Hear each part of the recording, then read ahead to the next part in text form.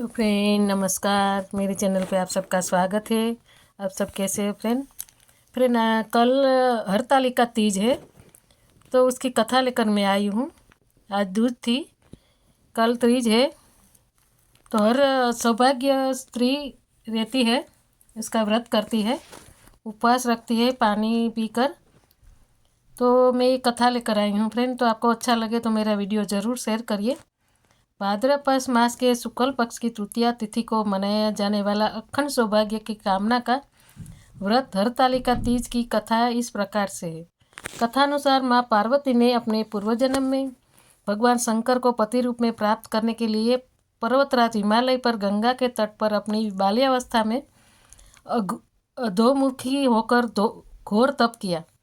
इस दौरान उन्होंने अन्न का सेवन नहीं किया, कई अवधि तक सूखे पत्ते चबाकर काटी और फिर कई वर्षों तक उन्होंने केवल हवा पीकर व्यतीत किया। माता पार्वती के इस अवस्था को देखकर उनके पिता अत्यंत दुखी थे।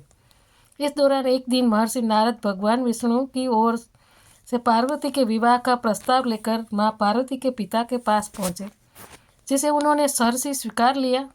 पिता ने जब माँ पार्वती को उनके विवाह की बात बतलाई तो वह बहुत दुखी हो गई और ज़ोर ज़ोर से विलाप करने लगी। फिर एक सखी के पूछने पर माता ने उसे बताया कि वह यह कठोर व्रत भगवान शिव को पति रूप में प्राप्त करने के लिए कर रही है, जबकि उनके पिता उनका विवाह विष्णु से कराना चाहते हैं।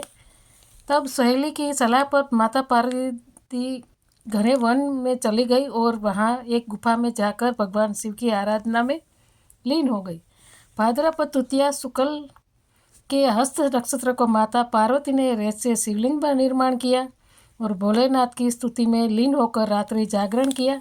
जब माता के इस कठोर तपस्या से प्रसन्न होकर भगवान शिव ने उन्हें दर्शन दे दिया, फिर माता के इच्छानुसार अपनी पत्नी के रूप में स्वीकार कर लिया। मान्यता है कि इस दिन जो महिलाएं विधि विधान पूर्वक पूर्ण निष्ठा से इस व्रत को करती है, वह अपने मन के अनुरूप पति को प्राप्त करती है। हर हर महादेव। कथा अखंड सौभाग्यवती स्त्रियां करती है। बहुत महात्म्य है इस व्रत का। तो कल है तो सब बहनें करेगी, सौभाग्यवती जो बहनें हैं वो करेगी। तो फ्रेंड, आप सबकी मनोकामना पूर्ण करे शिव भगवान, ऐसी मैं प्रार्थना करती हूँ शिव से, माँ पार्वती से। तो बाय फ्रेंड।